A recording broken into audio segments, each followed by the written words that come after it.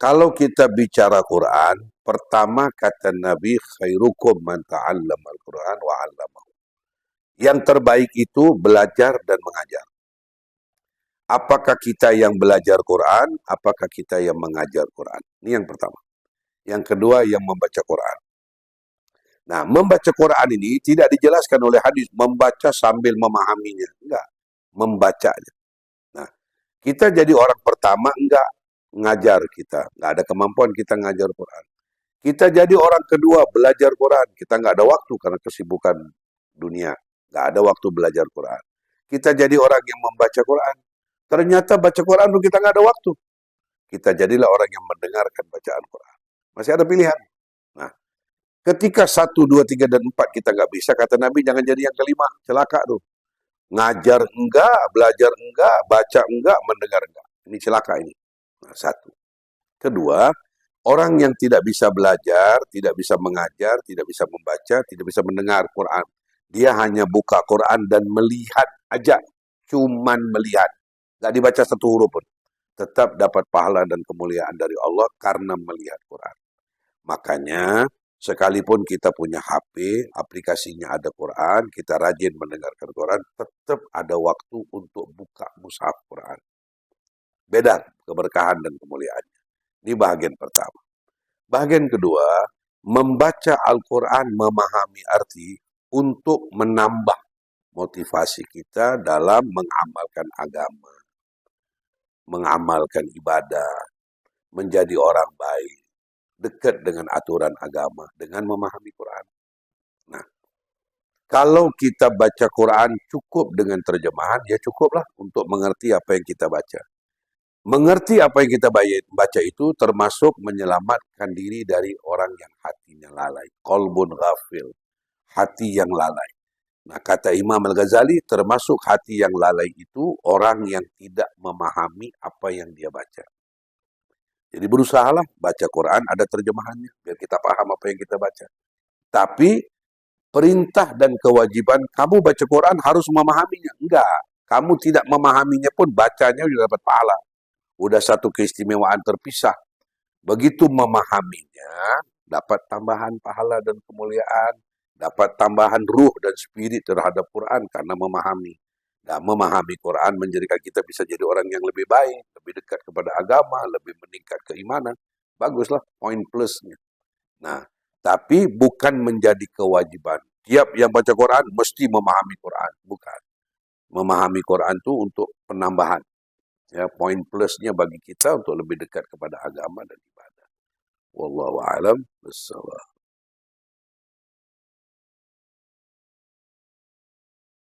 Wanita yang dalam berhalangan sholat, ada ulamanya membolehkan bahwa seperti Imam Syafi'i. Dia bacalah surat-surat yang dia sudah hafal dengan maksud berzikir. Dalam keadaan dia tidak sholat. Tetap tidak jauh dari Quran, tidak jauh dari ibadah, tidak jauh dari mushaf. Yang dia tidak boleh, menurut sebagian mazhab, ketika berhalangan sholat, menyentuh Quran. Karena menyentuh Quran harus dengan wudu. Atau bersih dari hadas besar dan hadas kecil. Nah, kalau dia berpegang dengan pendapat ulama ini, jadi dia baca Quran tidak pegang mushaf. Tapi masih tetap, lewat HP dia baca. Nah, pendapat yang kedua, dia tidak boleh baca sepenuhnya. Contoh, dia baca surat Wadduha. Nah, dia bacanya putus-putus lah, jangan dibaca semuanya gitu. Nah, dibolehkan. Atau tidak boleh jahar. Dia harus paham itu pendapat ulamanya seperti apa. Nah, kalau dia cocok dengan pendapat A, ya dia amalkanlah. Contoh, boleh pegang Quran, walaupun tidak dalam keadaan wudu. Ya terserah dia. Kalau kita punya paham, tidak boleh. Orang yang menyentuh Quran itu harus dalam keadaan bersih dari hadas besar dan hadas kecil. Nah, ketika dia tidak bisa memegang Al-Quran, dia baca Quran dari aplikasi HP, boleh, tapi tidak boleh jahar. Atau dia ngajar nih, dia ada ngajar 3-4 orang anak-anak di rumahnya, ngaji Quran. Anak-anaknya baca surat Wadduha, dia tidak ikut sepenuhnya. Dia hanya membunyikan suara pada waktu-waktu yang dibetulkan bacaan muridnya. Pun juga dibolehkan. Nah, jadi masih adalah kelonggaran, masih ada kompromi terhadap Al-Quran. Jangan sampai selama berhalangan sholat, dia juga putus dari Al-Quran. Wallahu a'lam bishawab.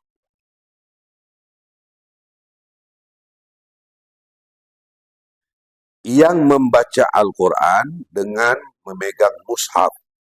Mushaf itu artinya Quran tanpa terjemahan. Okay. Ketika dia baca Quran yang ada terjemahan, dia mungkin tidak masuk bahagian orang yang membaca mushaf Quran. Tapi dia membaca Quran, tetap dapat pahala baca Quran. Beda dengan pahala orang yang bawa Quran, tulis Quran, buka mushaf Quran dan melihat Quran, itu pahalanya beda lagi. Ketika kita baca buku agama, dalamnya ada ayat. Ayatnya kita ikut baca, tetap kita dapat pahala baca ayatnya. Nah, tapi membaca Quran dengan membuka mushaf ada tambahan pahala.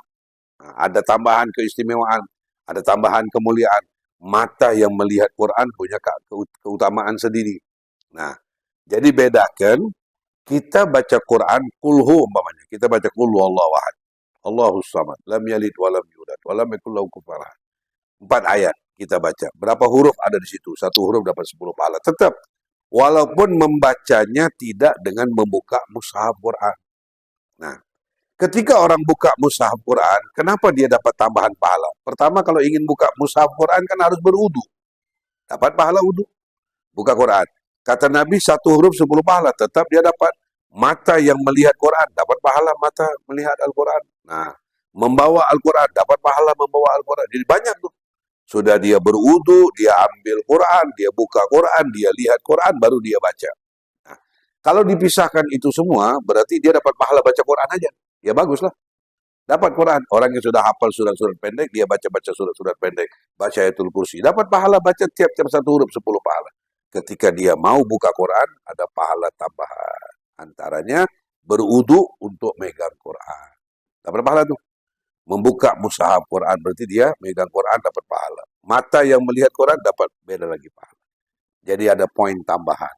Bukan satu kewajiban dan mesti. Ya.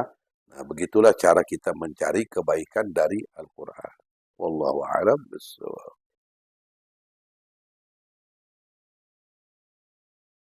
Boleh, tetap dapat pahala. Tetap dapat pahala baca Quran. Yang dia tidak dapat pahala mushafnya. Dia nggak dapat lah. Karena dia bukan buka mushaf Quran. Dia buka HP. Bukan kita bilang, percuma baca Quran lewat HP. Jangan. Orang yang sudah hafal surat-surat pendek, dia tidak buka HP, tidak buka mushaf. Dia baca Quran aja.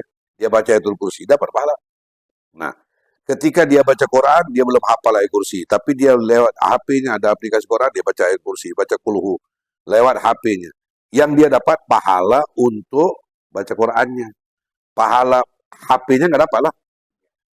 Tapi dia dapat pahala yang kedua, memanfaatkan HP untuk ibadah. Gitu. Jadi bedanya baca Quran tanpa melihat HP, tanpa melihat buku terjemahan, tanpa melihat Quran. Dapat pahala membaca Quran. Membaca Quran lewat HP, aplikasi yang ada, dia dapat pahala membaca Quran. Nah, ketika dia baca Quran pakai buka mushaf Quran, dia dapat pahala tambahan dan kebaikan-kebaikan tambahan. Itu lebih bagus lah.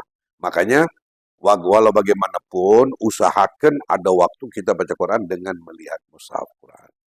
Usahakan. Wallahu a'lam bishawab.